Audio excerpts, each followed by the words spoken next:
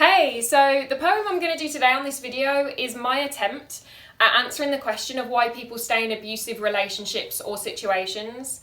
It shouldn't really be a question, in my opinion. However, I even have friends who have said to me they would ask that question, and that is totally okay, because how are we supposed to understand situations that we've never been through? But on the flip side of that, there's definitely ways of us helping each other to understand situations we've never been through. And hopefully by speaking extremely openly and rhyming words on every other line, maybe it catches ears and attention and helps people to understand the answer to these questions of why people end up in these situations, why they stay in these situations, why it really is not their fault that they ended up there or that they stayed there. So hopefully this poem does that. On that note, this poem that's coming up has a very real content warning of domestic abuse and sexual violence, and if it is something you don't need to listen to today or ever, please don't put yourself through it. That is absolutely fine. This is called Stay, but please remember that you don't have to. I'm going to start by telling you about New Year's Eve 2008. My first kiss. He took all words from my mouth, left me speechless. Then spat them at me later. Why didn't she just leave? Have you ever tried to run up a downward moving escalator? Like I said, it was New Year. Everything was new. Nothing to compare this to, on the borderline of, isn't he a bit old for you? But I'm of age, and he knows. It was a game of numbers he was winning. Spoiler alert, this is how the rest of the game goes. New year is new beginnings, and all things good. He told me he would protect me. Believable. He looked like he could. A little bit of shelter never hurt anyone, but a lot leaves you isolated with nowhere left to run. A predator's step number 1.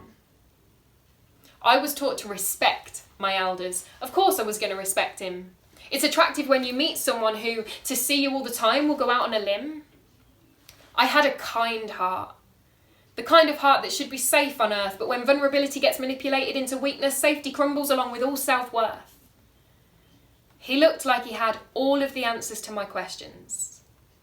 Maybe because he was on Google at the time.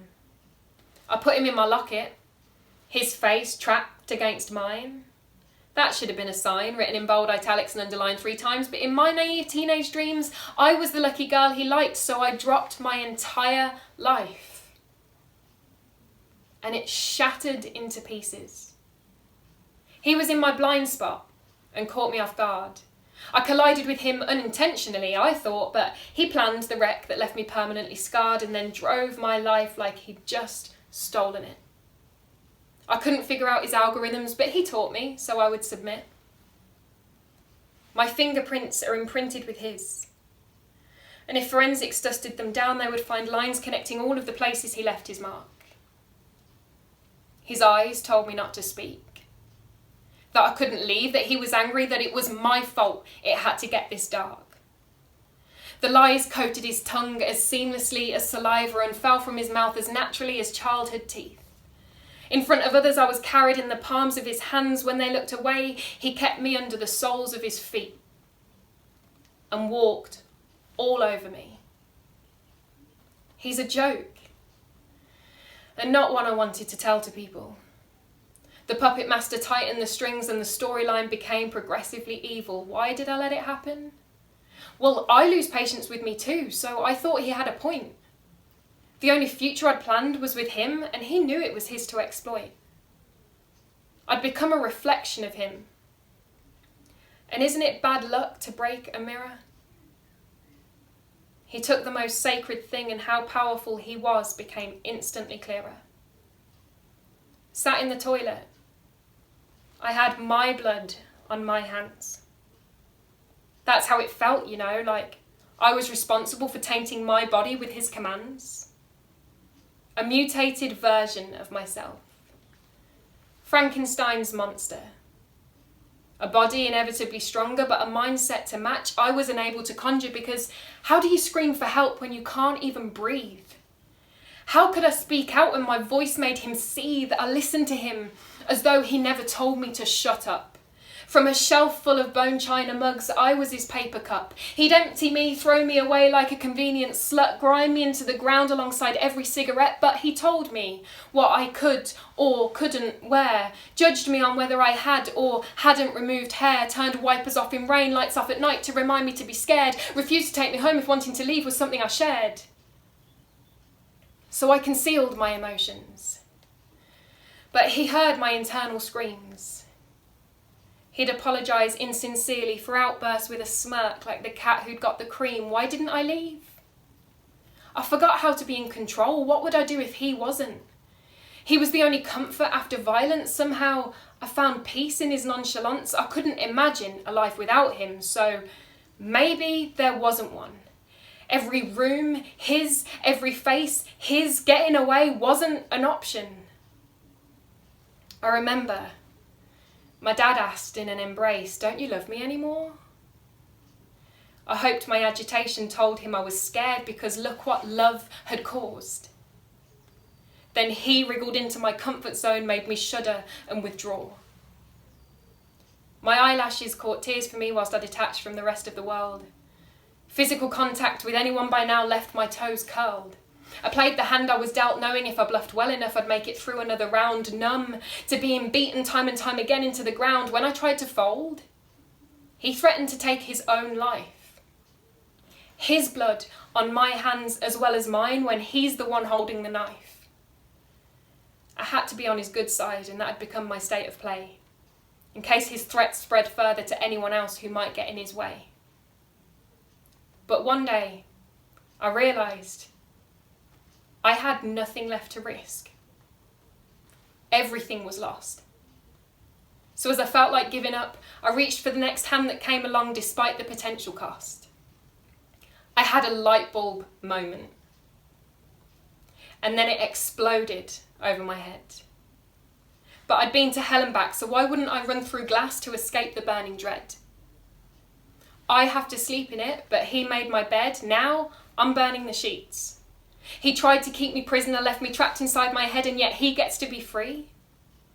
It's an earthquake that shook my life, and I can't stop the aftershocks. I trusted him, and he betrayed me.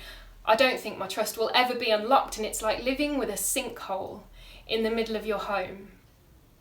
You learn to live with it, around it, avoid it.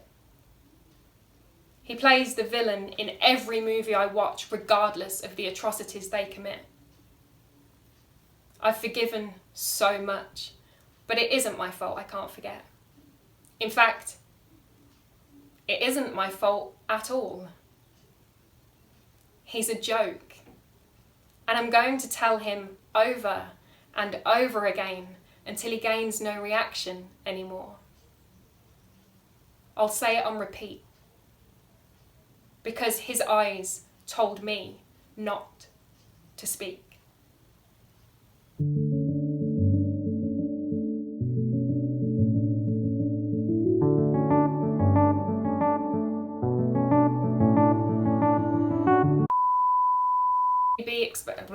Okay.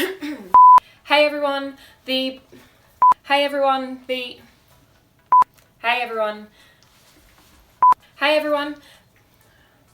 if you are, I'm going to start by telling you about New Year's Eve 2008. The puppet master tightened the strings and the storyline became bollocks. I dropped my entire life. And if forensics dusted them down, they would bollocks. Probably a good thing. Someone chirped in the background. That should have been a sign written in bold italics and underlined 3 times, but in not. I'm going to start by telling you about New Year's Eve. I think someone's phone's ringing. He told me he would protect me. Believable. The puppet master tightened the strings and the storyline began progressively. He looked like he had all of the answers to my questions. I don't know if I've done that bit now. This is the one. I'm telling you, it is. I was the lucky girl he likes, so I dropped. I collided with him unintentionally, I thought, but he planned the wreck that left me permanently scarred, and then why can't I speak? My fingerprints are imprinted with his. And if forensics dusted them down, they would find lines. He looked like he could. Great. He'd apologise insincerely for outbursts like, oh fuck, that was so good. I played the hand I was unintentionally, I thought, but he planned the wreck that left me permanently scarred and then drove my life like he'd just stolen it.